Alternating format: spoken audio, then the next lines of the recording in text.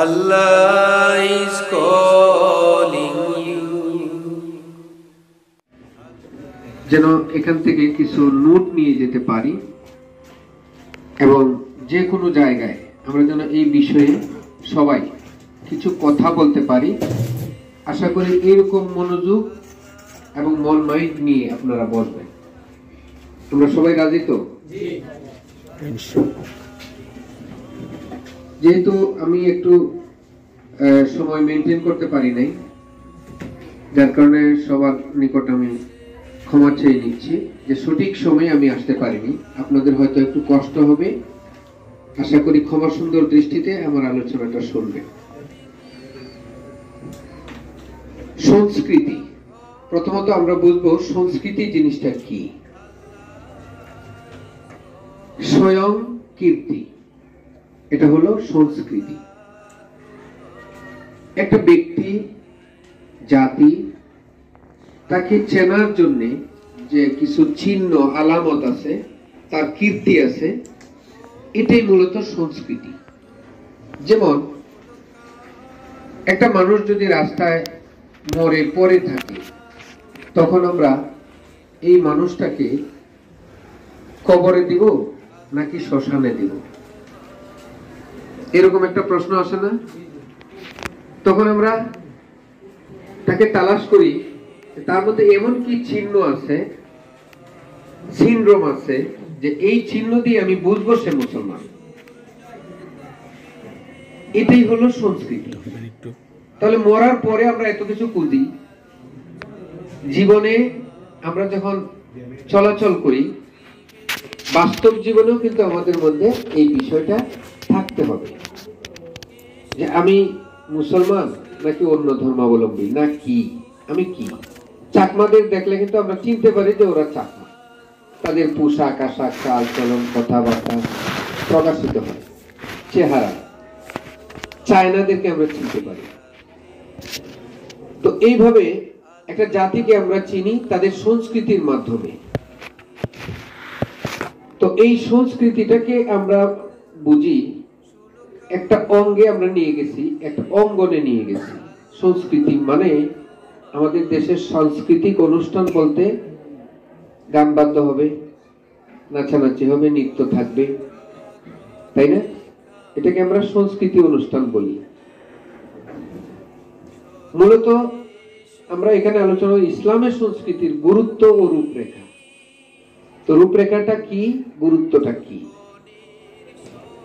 আসলে ইসলাম আমাদেরকে যে জীবনাচার দিয়েছে, কালচার দিয়েছে, আরবিতে বলা হয় সাকাফা, সাকাফাতুল ইসলামিয়া, ইসলামী সংস্কৃতি। তো আমাদের যে আল্লাহ প্রদত্ত যে সংস্কৃতি এসেছে আমাদের মধ্যে, এটা পবিত্র কোরআন, পবিত্র হাদিসের মাধ্যমে তা প্রকাশিত।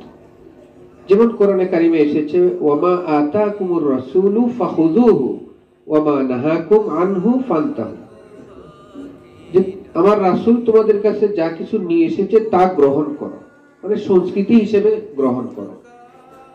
আর যা থেকে বিরত থাকার জন্য বলেছে, নিষেধ করেছে, তা থেকে আমরা বেঁচে থাকব। এটার নাম হলো সংস্কৃতি।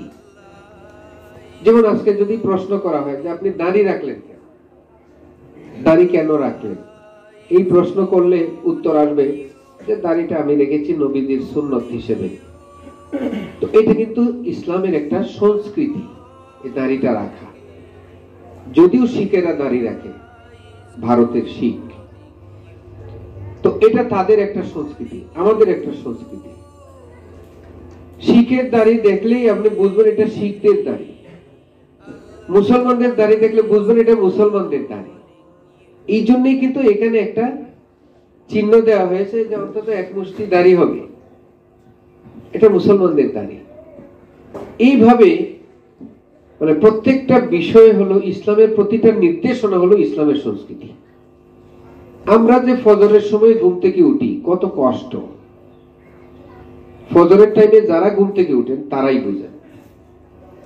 তো কেন উঠি যদি প্রশ্ন করা হয় যে এত কষ্ট করে আপনি কেন আসলেন মসজিদে, যে এটা হলো ইসলামের সংস্কৃতি, ঠিক কিনা, কালচার। আর এতে এই উঠাটার মধ্যে ইসলামের সংস্কৃতির প্রত্যেকটা বিষয়েই রয়েছে মানব জাতির জন্য উপকার। সকালবেলার হাওয়া লক্ষ টাকার দাওয়া। আমরা এখন কিন্তু বুঝি সকালে হাঁটলে যে কি। সকালে যারা হাঁটেন প্রশ্ন করে আপনারও কি ডায়াবেটিস হয়েছে, ঠিক না? এই প্রশ্নটা কিন্তু আসে। তাহলে আমরা এটাকে বানাইছি ডায়াবেটিসের সংস্কৃতি। ডায়াবেটিস থেকে মুক্ত হইতে হলে ভোরের হাওয়ায় হাঁটতে হবে। আসলে কি এটা ডায়াবেটিসের সংস্কৃতি? না, এটা আমাদের ইসলামের সংস্কৃতি।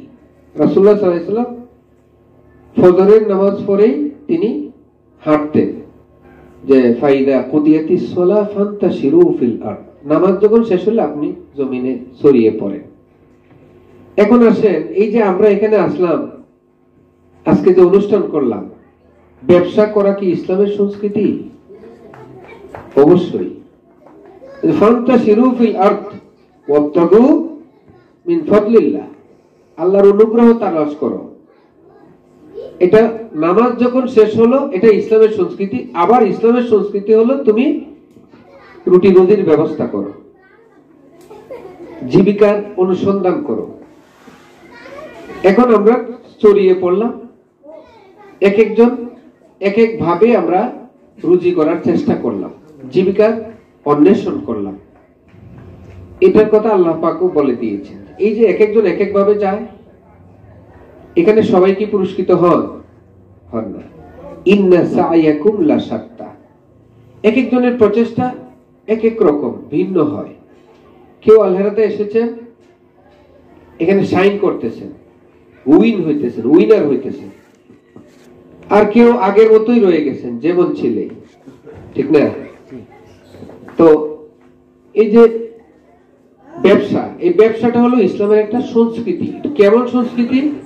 রাসূলুল্লাহ সাল্লাল্লাহু আলাইহি ওয়াসাল্লাম বলেছেন 100 ভাগের মধ্যে 10 ভাগ আছে, 10 ভাগ রিজিক আছে অন্যান্য বিষয়ের মধ্যে, যেমন আছে চাকরি, কৃষি, বিভিন্ন কিছু।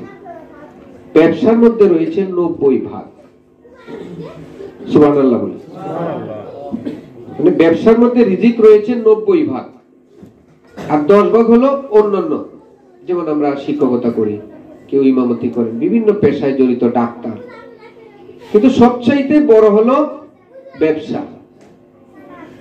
রাসূলুল্লাহ সাল্লাল্লাহু আলাইহি ওয়াসাল্লাম বলেছেন যে যারা সৎ ব্যবসায়ী, তাদের হাসর হবে শুহাদা, সালিহিন, সিদ্দিকিন, নবিয়্যিন, তাদের সাথে, অর্থাৎ নবীগণের সাথে তাদের হাসর নাসর হবে।